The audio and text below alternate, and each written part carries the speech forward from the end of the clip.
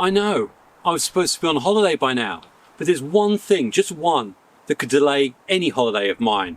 And that's if one of you asks me what I think is a pretty important question that's time sensitive. And Simon, you asked that question. So we're going to do a quick look at my favourite, most easy to obtain species in the UK, common oak or the English oak. But also, do you know what? I got sent something by a company called Prunarbo. They're not giving me any money or anything, but they asked me to test it out. And this is it. I'm not going to bore you with any science about it, but apparently this can cut up to 40 millimeters. And I've got a tree right there, which is 40 millimeters. I've never tried it, never tested it, not watched any videos. Do you know what? In about 5 minutes, we're going to find out whether Prunarbo really are telling the truth, or this thing's a load of rubbish.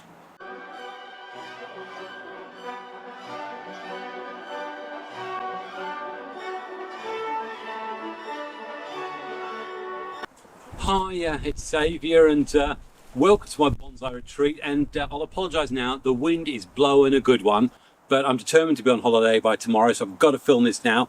Otherwise, Simon is just not going to know what to do with his oaks, because I know he's sitting there with his fingers ready to fiddle.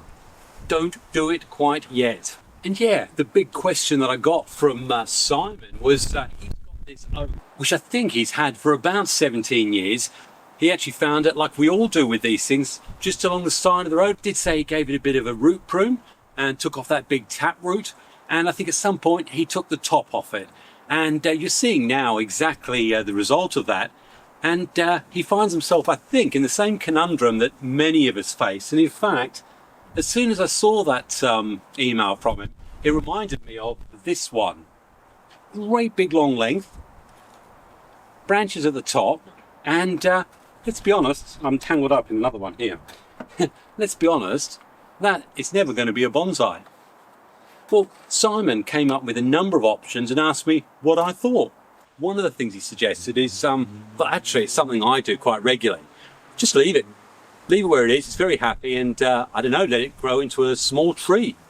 Funny old thing, oaks like being treated as trees.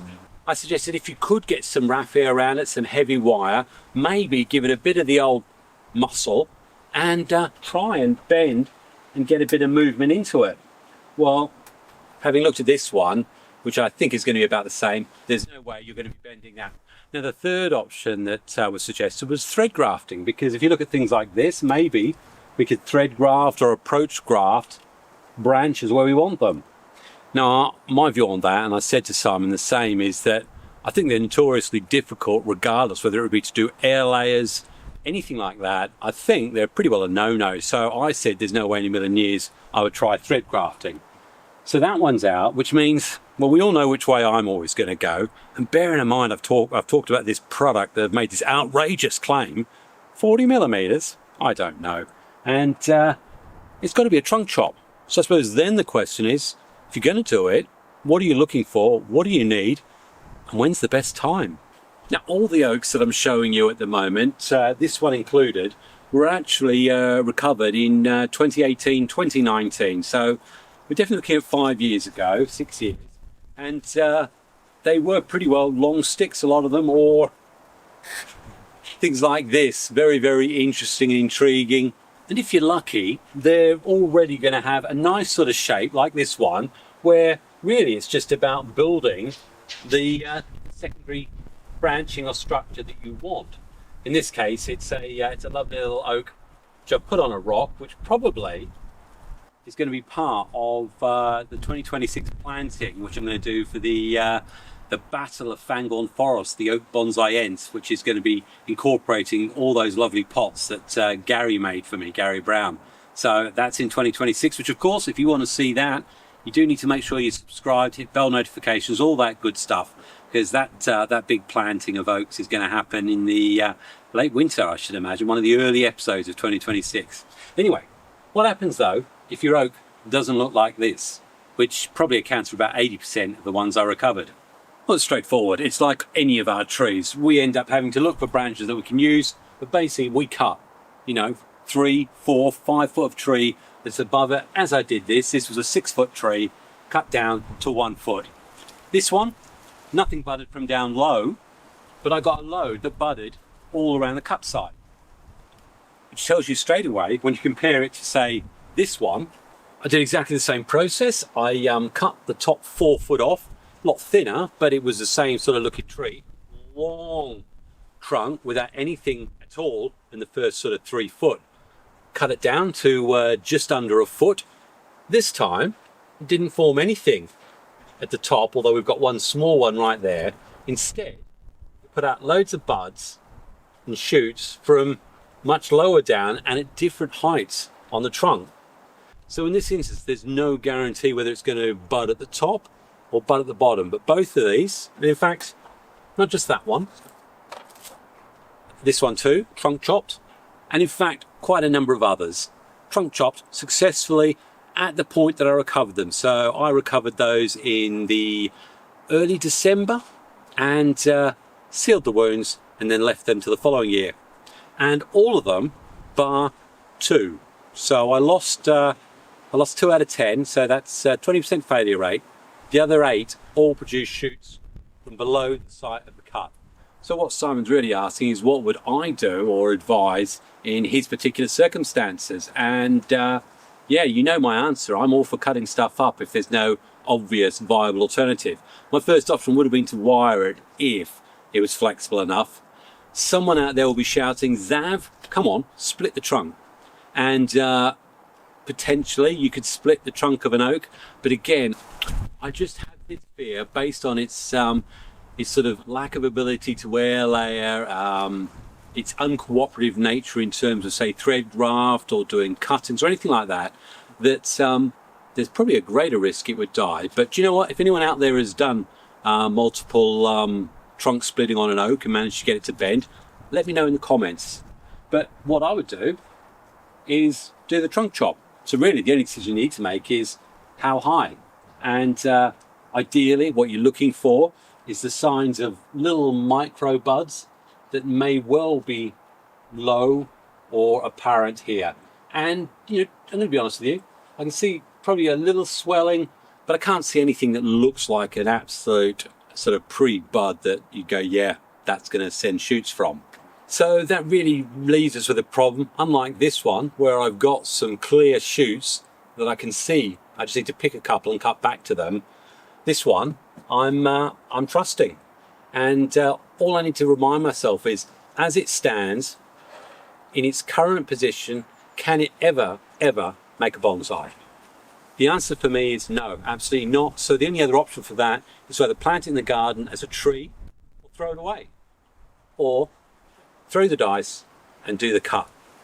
And in terms of when you could do the cut, well, actually, as I said to you, I've done these late autumn, at the point they're recovered, at the point that they're probably going dormant. For me, I'm waiting for that period, a couple of weeks after the leaves have dropped. This has pretty well set the structure or set the terminal buds, etc. for next year. Everything's being pulled back into the trunk, all the goodness in the roots or indeed in the trunk. Now, obviously, if the leaves haven't dropped, and if you look at this with my oak end forest, then there's still some greens and yellows, then leave it. Don't do it now. So Simon, you said yours has still got leaves on it. Wait, once those leaves have dropped, and again, if they just come away like that, then you can help them drop, then probably wait another week and I'd go in there and do it. And probably my limit is when I know that it's not going to get too cold for my fingers to freeze off, because I was certainly doing the last trunk chops back in 2019 in late November, early December. So yeah, I'd probably put my limit at the end of November. I'm not going to do anything to the roots at all, because I do want to make sure that I maintain the integrity of whatever roots are going on in there. But I think I'd have the option of cutting it all the way back to there and seeing if I can get something to sprout from those big wide hips, or potentially just a little bit further up. And I've got a slight swelling here, I've got a swelling here and a swelling here. So I could cut back to there, and that could proportionately look okay. So that's where I'm going to cut to. The only thing I need is some good cutters. And again, you've got the option, you can use a fine Japanese saw.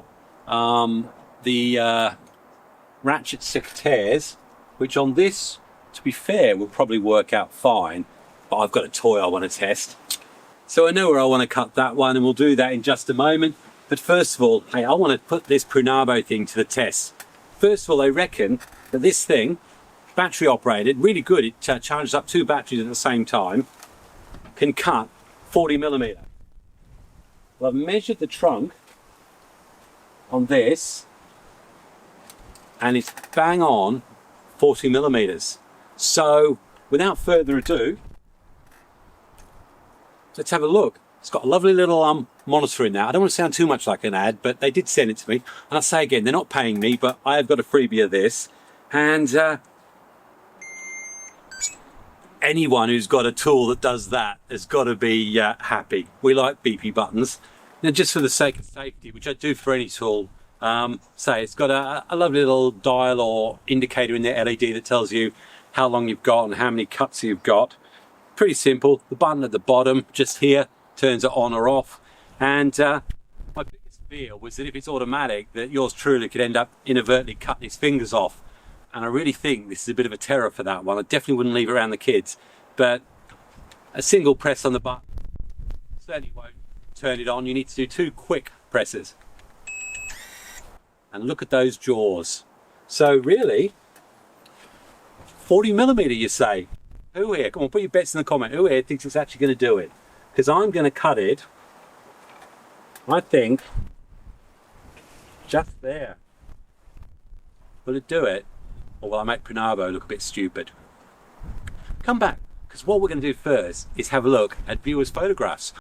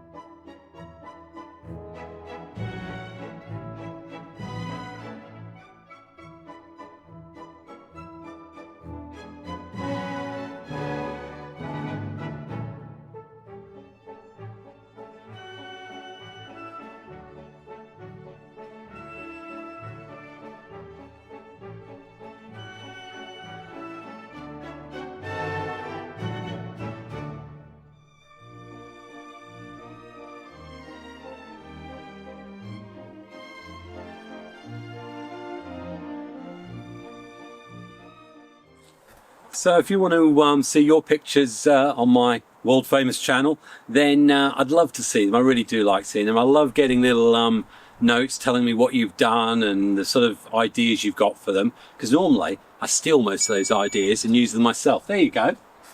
It's making a beep to tell me that I haven't used it in a minute, which means I could technically put my finger in there and it would be perfectly safe. That is a good safety feature, but it is the only safety feature. And if you want to send me some photos, just send them to expressionsbonsai@gmail.com, and yeah, they'll end up being on the video of fame for Subscriber Corner. Anyway, come on, I've put it off enough.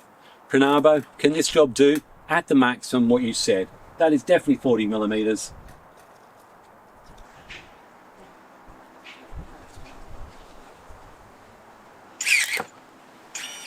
Whoa.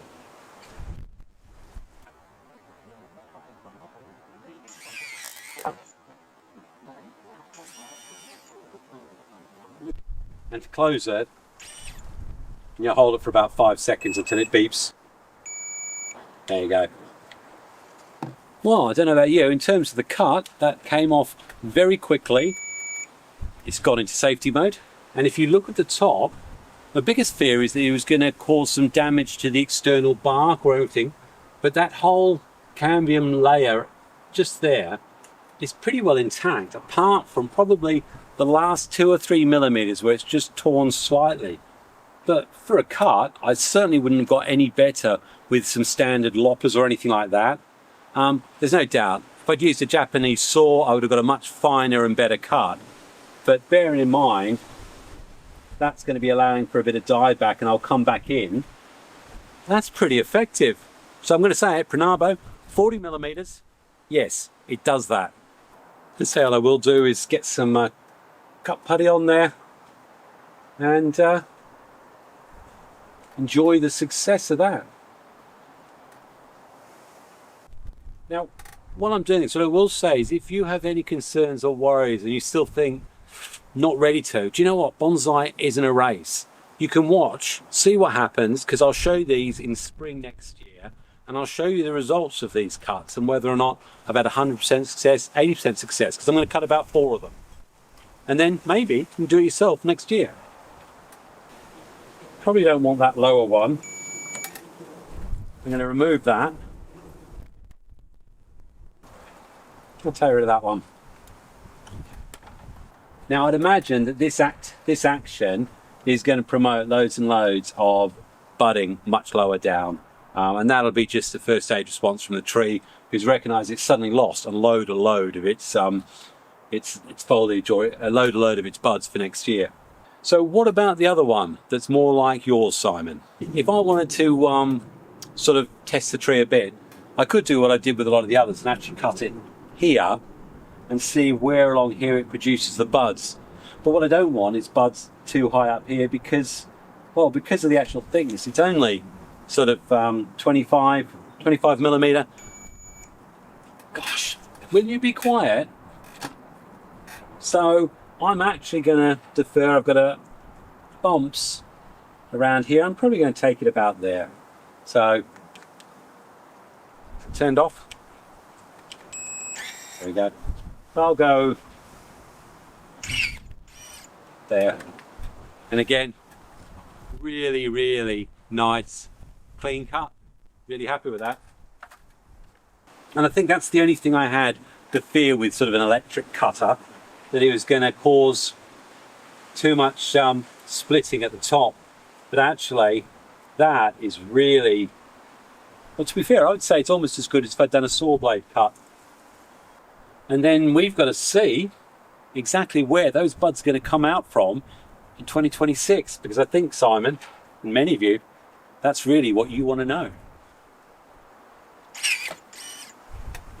Yeah, absolutely, really good, happy cut with that.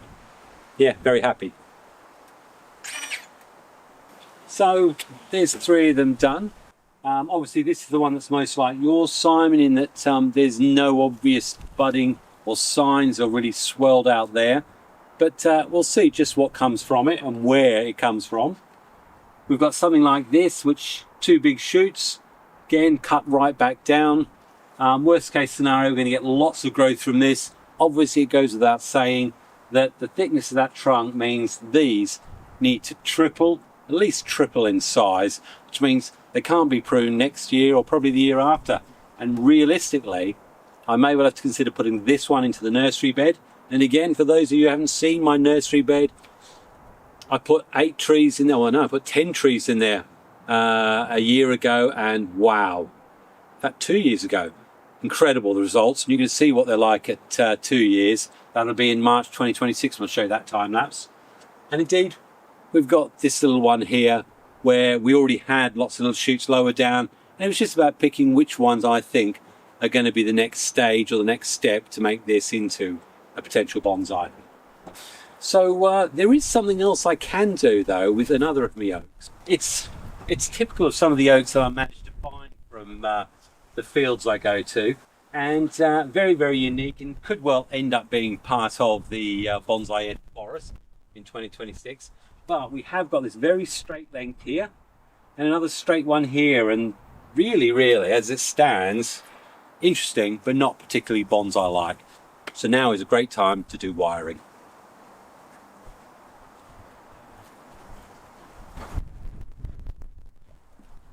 And again, I'll say certainly about some oak, it is such a lovely thick bark. It's got that nice rough craggy bark that whenever you do end up causing wire scars, not that I intend to, it heals over so well. I can see loads of little buds that I can cut back to. There we go, let's see if that'll give me some bending. Might need a bit more wire on that side. And in terms of where and how I'm going to bend it, well, I'm going to just see what the tree allows me to do. It's odd enough as it is. I want to take it off the straight, which has already happened. So it's just about whether I can take away, what I'm trying to take away is in this top 6 to 7 inches, it's dead straight. If I can just put a bit of movement in there, then that's the job done.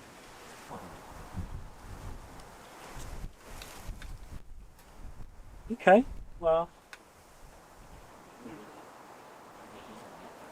don't want that to be too much for 90, but we've certainly put some movement in it.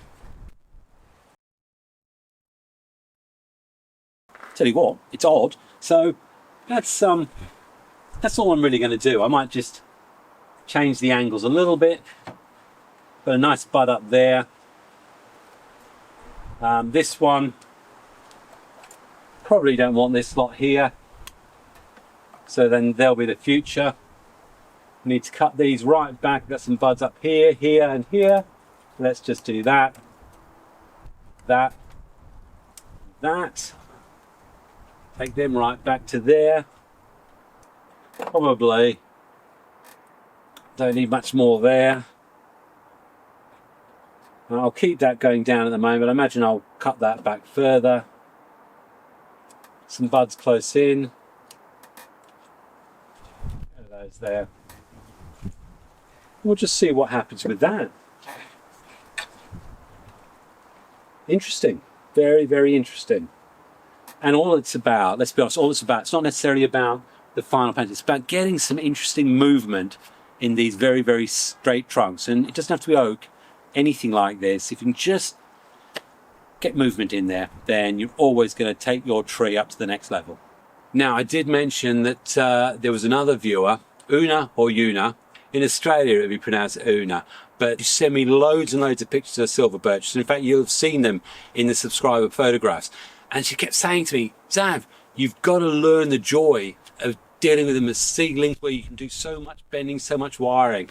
And I don't think I gave the impression well enough in my videos, but I literally have silver birch seeds flying and laying everywhere in my garden, and I'm off for pulling them out as weeds in many of my other bonsai trees. But just to prove it, let's have a look at a couple anyway. One of them was from a big clump that was allowed to grow wild in the garden. Got one here, got a little self-seeded shoot here, but this one here, totally from seeds in the garden. So no, I haven't actually found seeds and potted them up separately. But what I have done is where the seeds are settled, I've pulled them up as little shoots. And you see this one, I've applied wire. There's lots of little buds and shoots coming from it. So in true good fashion, what I'll do is shorten that down. I can put a little bit of wire around this one.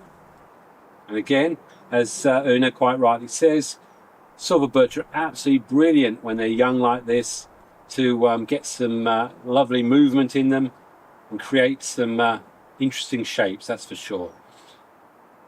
Also, again, if you get loads of seeds, as she quite rightly recommended, plant them up into forests. Make great little forest groups. And what I will say, obviously, about silver birch is they are what you call a smooth-barked tree. Don't let the wire stay on, otherwise you will mark and scar them. Cut that back there.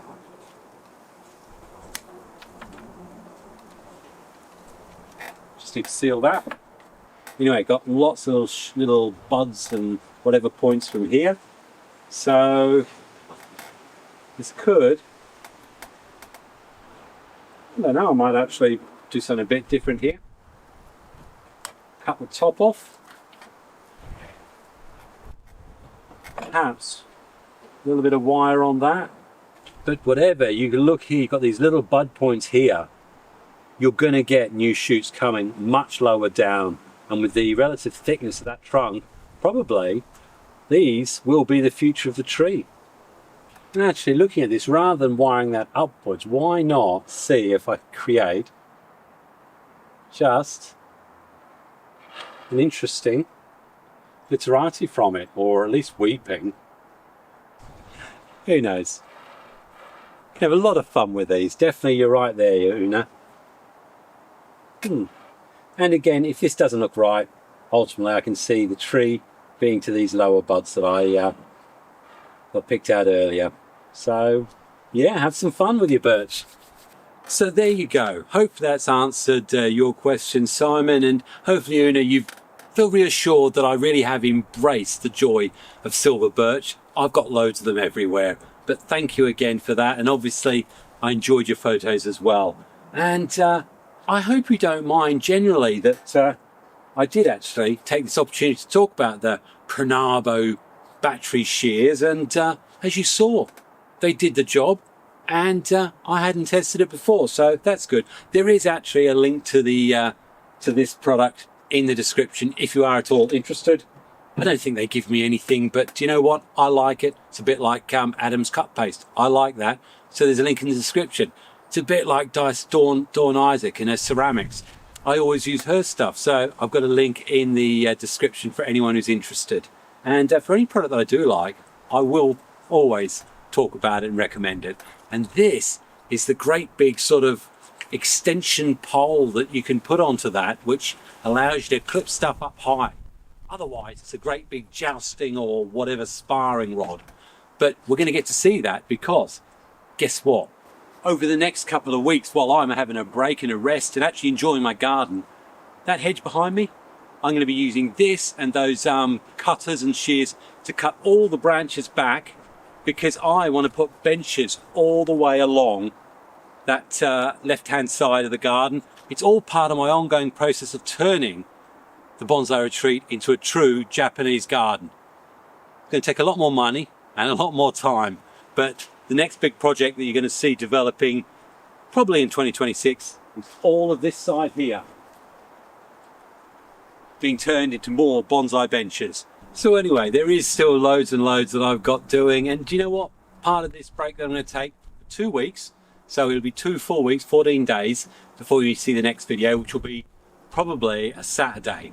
And I've got loads of things I'm going to be doing, and part of that is just relaxing and forgetting about YouTube and social media. So if there's any delays in responding to your comments, it is actually because I want to take a physical sort of break from it all. But I will get back to you, and obviously, you know, you can email me.